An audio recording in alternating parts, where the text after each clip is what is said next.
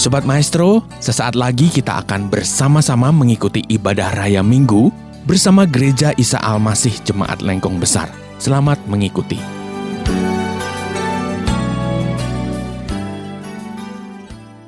Tiada kata selain ucapan syukur kami naikkan ke hadapan-Mu ya Tuhan. Terima kasih atas kebaikan-Mu, terima kasih atas karunia-Mu, terima kasih atas berkat-Mu, sehingga Engkau memberikan kami kesempatan untuk hadir, untuk ada di tengah-tengah bait-Mu yang kudus ini. Hanya satu kerinduan kami, memuji, memuliakan dan menyembah Engkau. Sebab nama-Mu luhur, nama-Mu tinggi, nama-Mu agung dan layak diagungkan segala bangsa. Biarlah setiap pujian kami menjadi persembahan, menjadi dupa yang harum dan berkenan serta menyenangkan hati Tuhan. Terima kasih Bapa dalam surga. Sebentar kami mau merenungkan kebenaran firman-Mu. Biar kebenaran firman Tuhan tertabur dan boleh mendarat di tanah yang baik, yang menghasilkan buah yang indah bagi hormat kemuliaan bagi nama-Mu. Urapan-Mu yang khusus dan kudus memperlengkapi hamba-Mu sehingga boleh Engkau pakai untuk menjadikan berkat menyampaikan kebenaran firman Tuhan kepada sidang jemaat-Mu yang hadir. Terima kasih. Terpuji nama Bapa selama-lamanya, kami siap mendengarkan firman Tuhan hanya di dalam nama Tuhan Yesus Kristus. Salam Bapak Ibu yang terkasih, baik yang ada di gereja secara onsite maupun live streaming di manapun saja Bapak Ibu berada. Puji nama Tuhan, kita boleh bersama-sama ada di dalam persekutuan dan kasih karunia Tuhan. Hari ini kita belajar bersama-sama kebenaran firman Tuhan dengan tema Starting Strong atau awal yang kuat. Kita akan buka Alkitab kita di dalam 1 Petrus pasal 1 ayat yang ke-13. 1 Petrus pasal 1 ayat 13 sampai ayat yang ke-14. Ya, saya bacakan perlahan. Begini firman Tuhan, Bapak Ibu boleh menyimak serta mengikutinya. Sebab itu siapkanlah akal budimu, waspadalah dan letakkanlah pengharapanmu seluruhnya atas kasih karunia yang dianugerahkan kepadamu pada waktu pernyataan Yesus Kristus. Hiduplah sebagai anak-anak yang taat dan jangan turuti hawa nafsu yang menguasai kamu pada waktu kebodohanmu. Bapak Ibu saudara yang dikasihi Tuhan, starting strong, awal yang kuat. Saya memberikan sebuah gambaran para atlet pelari yang siap sedia ketika peluit atau bendera diangkat. Lalu para pelari ini startnya sudah diawali dengan hal yang baik, yang kuat, dengan power dan dengan tenaga yang ekstra. Sehingga pada saat hencatan yang pertama, maka itu akan memacu kelanjutan dari lari selanjutnya. Para pelari bukan di tempat atau di lapangan itu baru mereka berlatih, bukan. Tetapi jauh sebelumnya mereka sudah membekali diri, sudah pemanasan jauh-jauh waktu, sudah latihan sedemikian rupa. Sehingga pada saat mereka masuk dalam lomba atau sebuah pertandingan, maka siap tempur dan siap untuk meraih sebuah kemenangan. Startingnya bukan dimulai pada saat mereka ada, tapi sebelumnya sudah membekali diri jauh-jauh waktu. Sehingga pada saat ada di tempat, melihat para pesaingnya, melihat lawan mainnya, tidak akan ragu, tidak akan takut, tidak akan bimbang. Sehingga akan menjadi pelari yang mampu untuk menguasai lapangan atau menaklukkan lapangan. Nah, ini yang harus kita mengerti. Nah, setiap orang percaya pasti dalam hidupnya memiliki sebuah kerinduan ya. Memasuki tahun yang baru dengan impian yang baru, dengan harapan yang baru, tentunya. Apa yang terjadi di tahun 2020 tidak akan terjadi lagi di tahun 2021. Minimal begitu ya. Jadi ada kerinduan, ada harapan yang sudah tertanam di pikiran, di benak, dicatat, lalu dipersiapkan.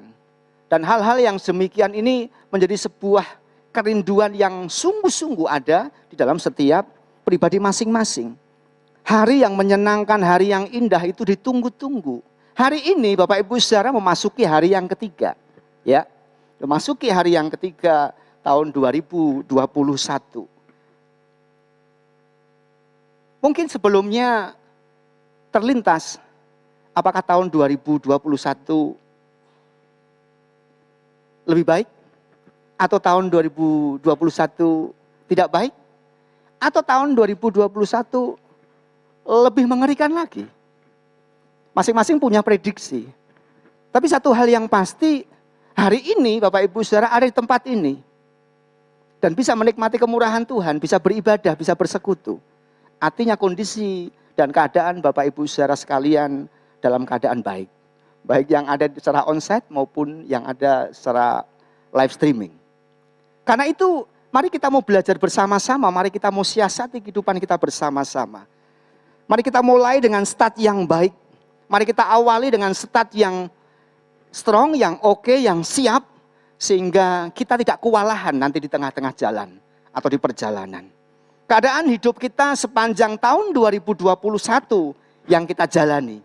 Dan terus sampai akhir tanggal 31 Desember nanti adalah sebuah kesempatan. Ditentukan oleh saat-saat dan sikap atau tindakan kita hari-hari ini. Kalau hari-hari ini baru memasuki hari yang ketiga, kita sudah mulai malas. Sudah mulai patah semangat. Sudah tidak ada kerinduan. Sudah tidak ada harapan. Mengapa? Karena udah babak belur di tahun 2020. Itu tidak akan membuat kehidupan kita memiliki semangat yang kuat, semangat yang tangguh untuk terus lanjut dalam sebuah kehidupan, dalam sebuah perjalanan, dalam sebuah pertandingan di tahun 2021 ini. Karena itu hari ini menjadi sebuah penentu dalam kehidupan kita. Masih ada nggak power dalam hidup kita? Masih ada nggak kekuatan dalam hidup kita? Masih ada nggak start yang baik yang diawal dengan sesuatu yang baik dalam hidup kita? Nah, apa yang disampaikan oleh Rasul Petrus mengingatkan kita. Nasihatnya agar kehidupan kita menjadi orang-orang yang kuat, memiliki start yang kuat, siapkan akal budi. Siapkan akal budi. Di dalam terjemahan yang lain disebutkan, siapkan pikiran untuk bertindak dengan sepenuhnya dalam keadaan sadar.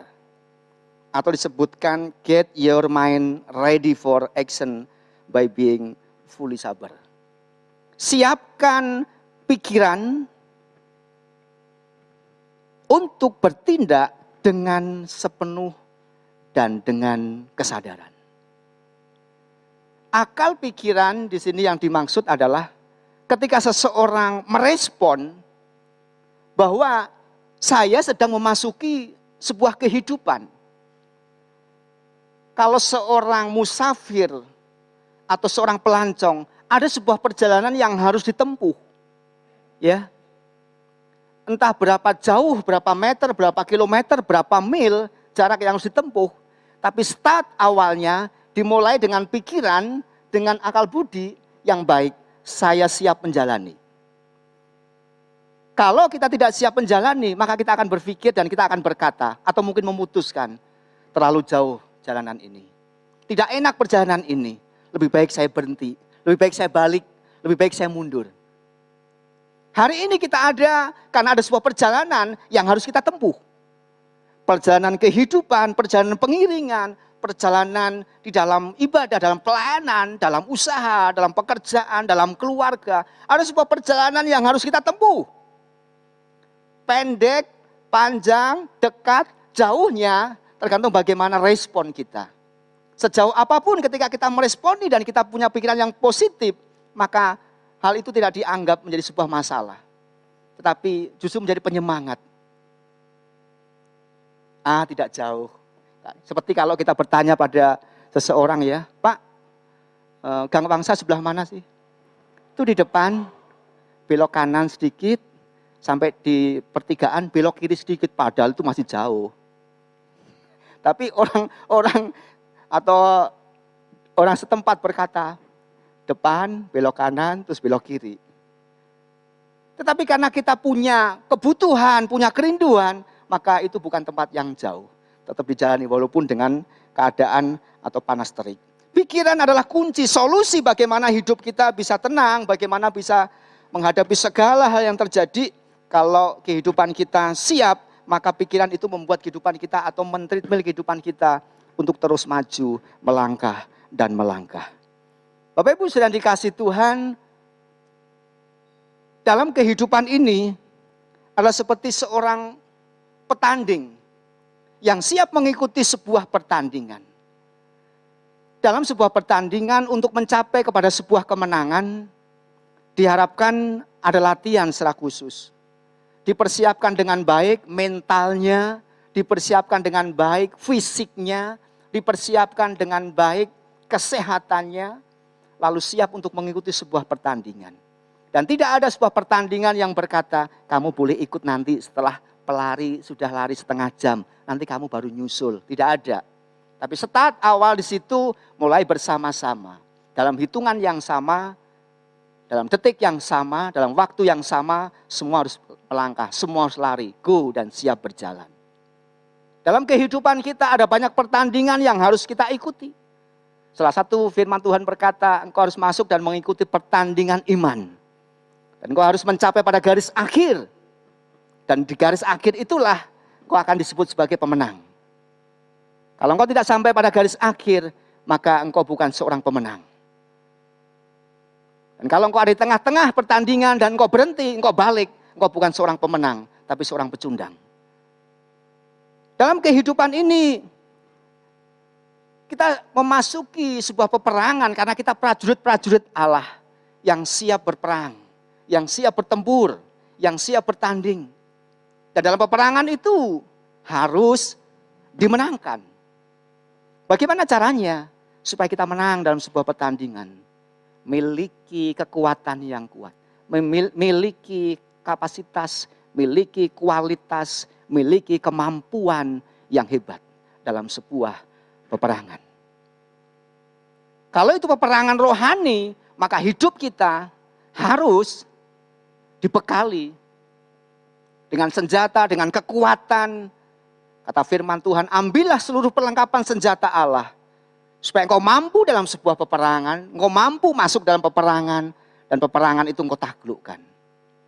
Inilah saatnya kehidupan kita berada dalam kompetisi, ada di ajang sebuah peperangan.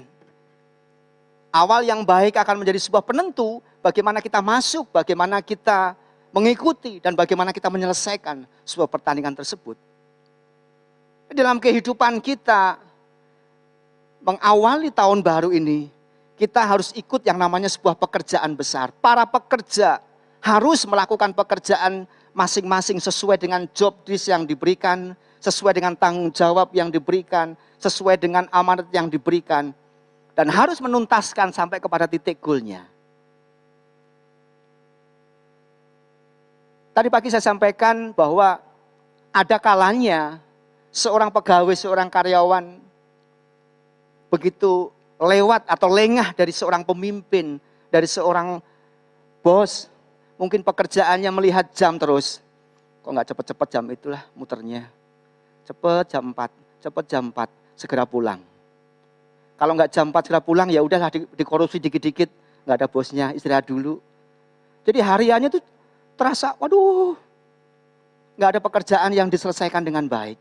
Tapi coba kalau bosnya nongkrongnya di depan karyawannya. Serius amat, kerjanya teliti. Gitu. Nggak tahu yang teliti apanya.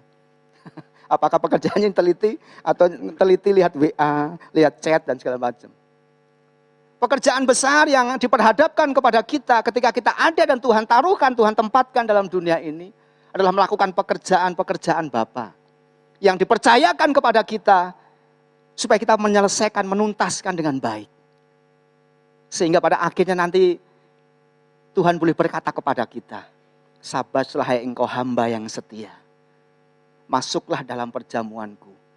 Aku memberikan mahkota kehidupan kepadamu.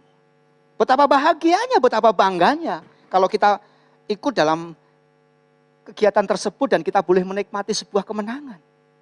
Hadiah mulia, hadiah yang besar yang boleh kita raih, yang boleh kita miliki. Yang kedua, nasihat firman Tuhan, agar engkau memiliki start strong yang baik, yang siap, yang ready, engkau harus waspada. Kalau Bapak Ibu ketika masuk di ruangan ini, masuk dalam ruangan gereja, tidak pakai masker. Asar di depan, atau gugus tugas di depan, atau mungkin Pak Jami di depan. Pak, Bu, punten. Ya kan? Atau mungkin maskernya turun, atau mungkin sedang digantung satu, pasti diperingatkan. Dengan tujuan apa? Itu menjadi salah satu kewaspadaan. Ya Pak? Waspada dengan lingkungan udara di sekitar kita, dengan virus, dengan kuman, bakteri, dan segala macam. Ketika ada disiplin untuk menggunakan masker, menggunakan face shield, maka satu dengan yang lain merasa yakin. Sekali waktu Bapak Ibu keluar dari rumah tanpa pakai masker, tanpa pakai face shield. Aneh bukan? Bukan lihat orang lain aneh, lihat diri kita sendiri aneh. Balik lagi ke rumah. Waspada itu sangat penting. Kewaspadaan itu sudah dibangun dan diberikan kepada setiap orang. Supaya dalam menghadapi segala sesuatu, seseorang itu boleh siap siaga. Dalam sebuah peperangan, kalau seorang prajurit tidak waspada, tidak siap siaga, maka yang terjadi, entah dari sudut mana, peluru itu tersebut akan nyasar ke badan dia. Sehingga tewas di tengah-tengah peperangan. Karena itu mari kita mau belajar bersama-sama. Waspada terhadap bahaya yang mengancam dalam hidup kita. Bahaya apa yang hari-hari ini mengancam dalam kehidupan kita mengawali tahun 2021? Bahaya malas. Karena kemarin itu panjang liburannya. 26, 27, 28, 29, 30. Kalau sadar ikut kebaktian 31. Kalau sadar lagi ikut kebaktian tanggal 1. Kalau tidak lewat. Terus. Pak, Bu, kenapa nggak ibadah? Cuti bersama Om. Nah. Ada banyak hal, ada banyak bahaya yang mengancam dalam kehidupan kekristenan. Tuhan terima kasih. Karena Engkau sudah menghantarkan saya sekeluarga memasuki tahun 2021. Dengan baik, dengan aman, dengan tentram. Tidak berkekurangan satu apapun. Itu doa yang luar biasa. Tapi memasuki tanggal 1, 2, dan 3 hari ini. Tuhan boleh cuti sebentar, boleh istirahat sebentar. Minggu depan tanggal 10 boleh saya ibadah. Hari ini libur dulu. Bahaya. Kenapa? Karena makin lama menjauhkan kehidupan kita dalam kenyamanan. Karena nyaman, dalam situasi nyaman kita lupa untuk bersekutu kepada Tuhan. Kalau Bapak Ibu ada di tempat dimanapun Bapak Ibu sudah berada, mungkin di kendaraan, di tengah jalan, atau sedang rekreasi dimanapun, saya berharap Bapak Ibu saudara membuka handphone dan mengikuti ibadah secara live streaming. Supaya bahaya-bahaya itu tidak mengancam dalam kehidupan kita. Yang kedua, bahaya musuh rohani. Musuh rohani kita apa? Ada dan terjadi dalam setiap kehidupan kita. Musuh rohani kita itu iblis. Kalau musuh rohani kita itu lebih besar kuasanya, lebih besar powernya, maka lemahlah hidup kita. Imun kita rontok, iman kita jatuh, apalagi yang mau diandalkan? Mau amin? Nggak bisa. Lenyap sudah. Karena itu mari kita mau belajar. Sekali lagi, hari ini memasuki hari yang ketiga. Waspada dengan kehidupan kita masing-masing. Kata penyiar televisi, waspada, waspada, dan waspadalah. Karena segala waktu kita tidak tahu apa yang akan terjadi. Tapi satu hal yang membuat kehidupan kita waspada, karena kita tahu kita tidak mau dipermainkan oleh musuh kita atau lawan kita. Waspada terhadap pola hidup kita, ya. Kalau kita memasuki bulan ke-8 apa ke-9 atau ke-10 PSBB, Bu. Ya segitu kira-kira ya. Karena saya mempersiapkan hadiah untuk semua, ternyata nggak ada yang bisa jawab. Ya, di lockdown semuanya. Oke. Makan tetap kan? Jalan kan? Nah, dalam kondisi di lockdown di PSBB, Mungkin seperti seseorang yang ikut retreat ya. Ada kopi, ada teh, ada snack pagi, snack siang, snack malam, terus numpuk terus ya. Diproduksi terus itu. Akhirnya ikat pinggang, melar, timbangan, tambah, naik, naik, naik. Jadi pola makan, pola minum, pola berpakaian juga berubah pada akhirnya ya Bu. Waspada terhadap ini semua. Mari kita mau belajar bersama-sama. Bukan berarti menolak berkat, bukan. Tapi mari kita waspada. Apakah itu akan menghindarkan kita dari mara bahaya, dari sakit penyakit, dari kolesterol yang menumpuk, dari trigliserid yang bertambah, atau asam urat yang terus, dan lain sebagainya.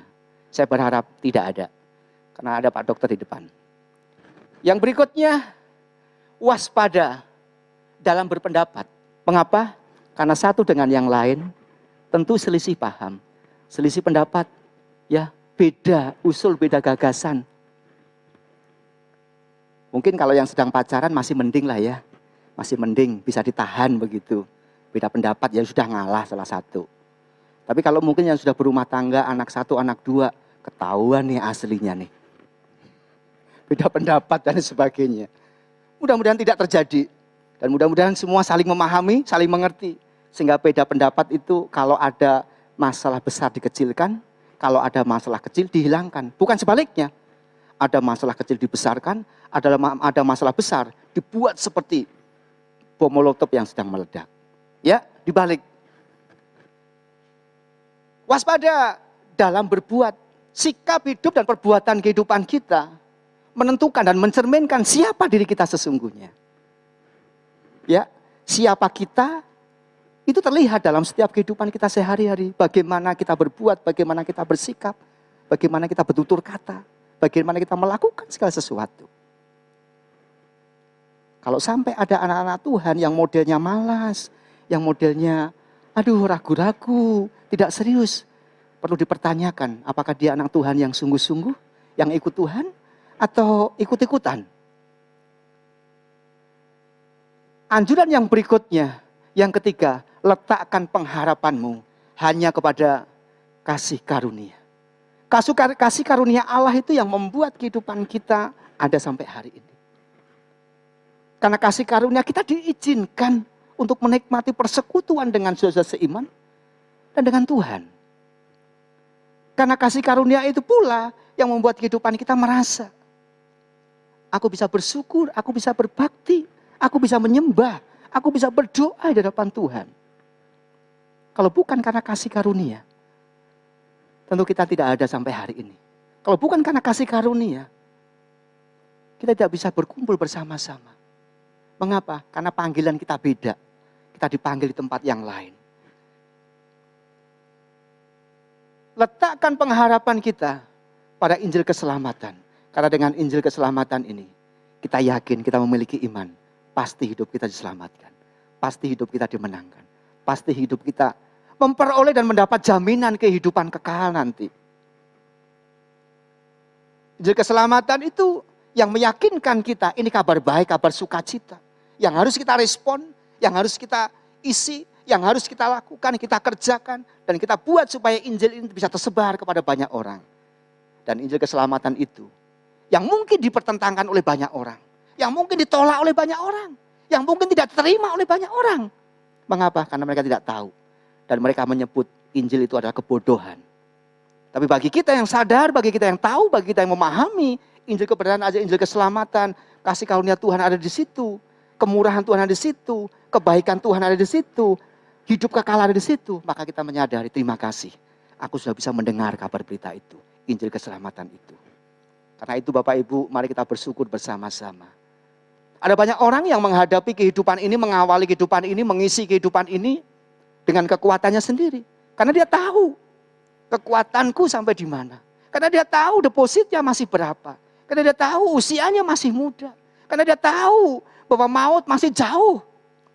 Hari ini bukan giliran saya, minggu depan bukan giliran saya, tahun depan bukan giliran saya. Sehingga merasa dan menganggap remeh kehidupan ini, santai kehidupan ini.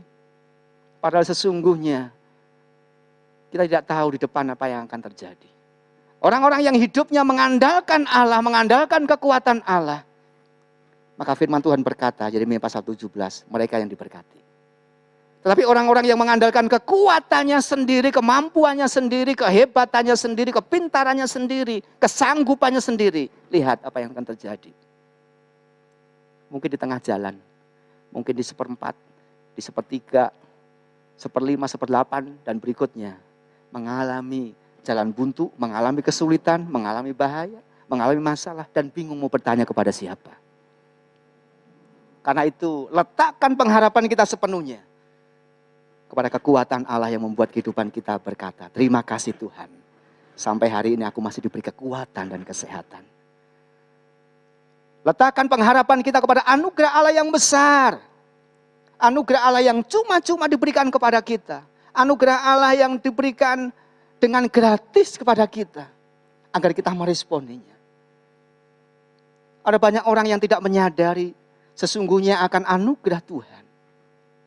Sehingga hidupnya jauh dari pandangan Tuhan. Hidupnya jauh dari persekutuan dengan Tuhan. Hidupnya menghindar dari persekutuan dengan orang-orang percaya. Saya berharap memasuki tahun 2021. Semua sudah tergabung dalam GIFT. Ya, semua sudah masuk dalam kelompok-kelompok kecil. Sehingga semua memiliki komunitas masing-masing. Ada dalam persekutuan bersama. Dan merasakan ada anugerah Tuhan yang luar biasa. Dengan sharing, dengan persekutuan yang boleh dinikmati. Karena itu mari kita mau belajar untuk taat. Taat untuk hidup kudus di hadapan Tuhan.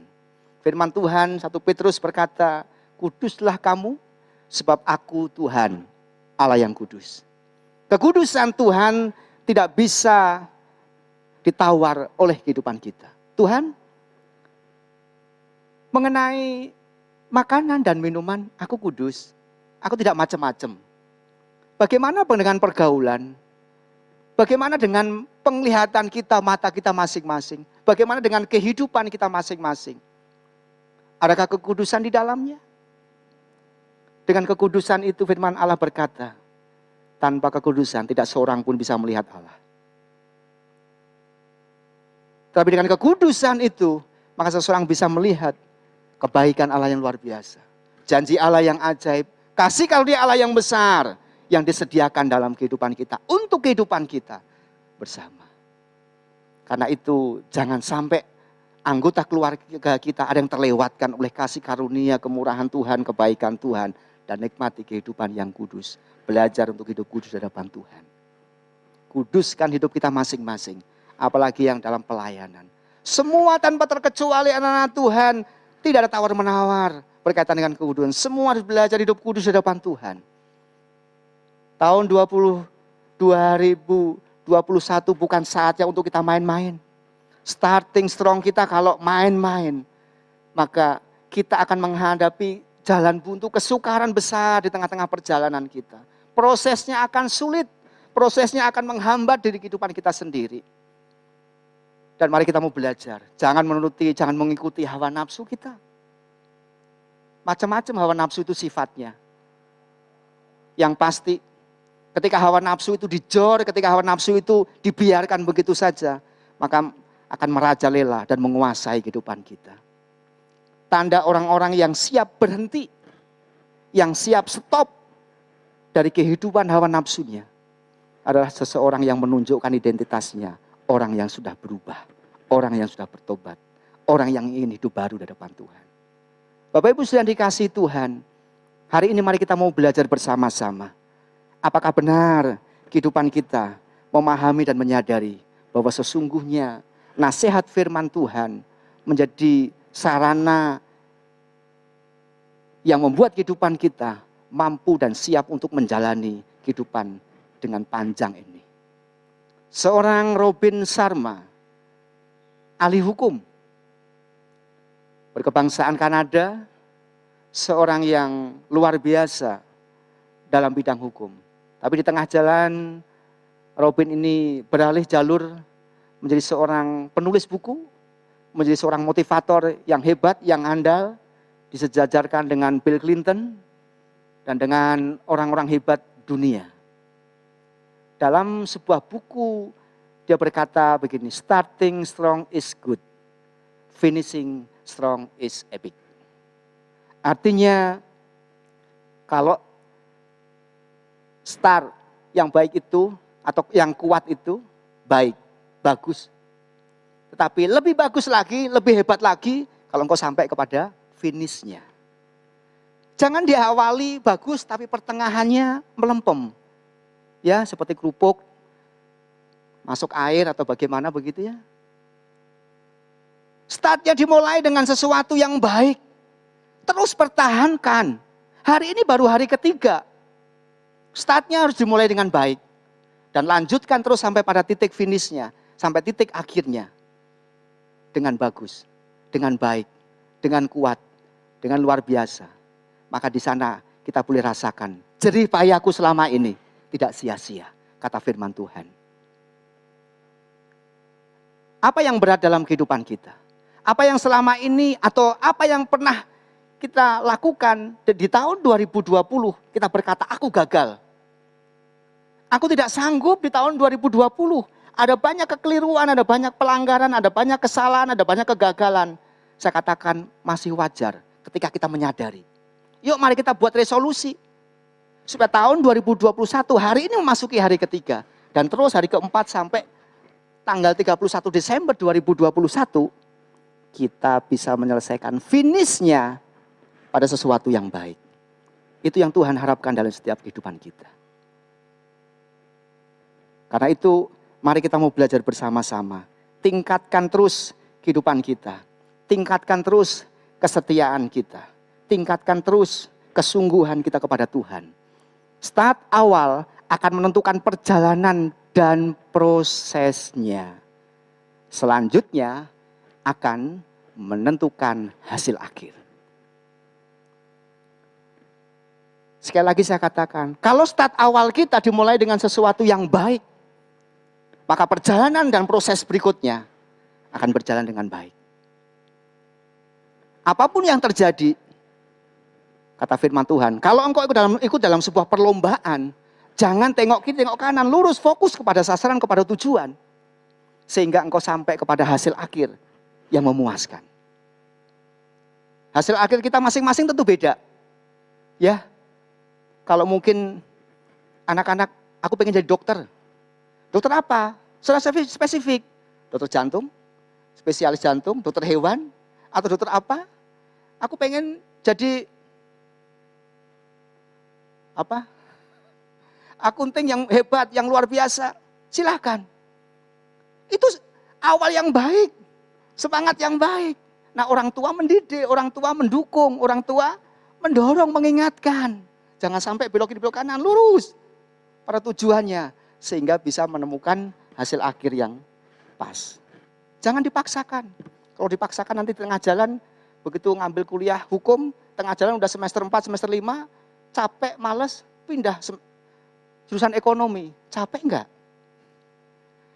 Baik, saat kita memulai bersama dengan Tuhan, perhatikan kalimat ini. Saat kita memulai bersama dengan Tuhan, maka hasil akhirnya akan selalu baik. Tetapi saat kita akan memulai bersama dengan kekuatan kita sendiri, bersama dengan ego kita sendiri. Tadi saya katakan, aku masih kuat, aku masih bisa, aku masih sanggup. Maka pada hasil akhirnya belum tentu baik atau malah mungkin sama sekali. Tidak ada kebaikan dan tidak ada kemurahan, tidak ada berkat yang Tuhan nyatakan dalam hidup kita. Mari kita mulai segalanya dalam keadaan baik, taat kepada Tuhan. Sebab ketaatan akan membawa kita kepada janji Tuhan, mujizat Tuhan, penggenapan, pertolongan Tuhan. Jadikan Yesus sebagai yang paling utama dalam kehidupan kita. Yang paling utama dalam hidup kita. Yang paling utama dalam seluruh prospek hidup kita. Sehingga tahun 2021 sebagai tahun kemenangan, tahun pertolongan, tahun penuh mujizat, tahun yang menjadikan hidup kita semakin indah. Tuhan Yesus memberkati kita semuanya. Mari kita berdoa.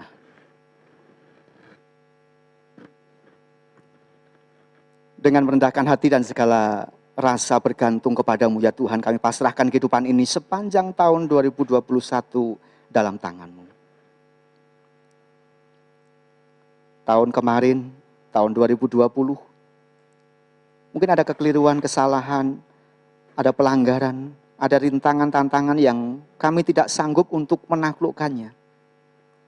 Karena mungkin waktu itu kami mengandalkan kekuatan sendiri. Hari ini kami mau belajar untuk melakukannya bersama dengan Engkau.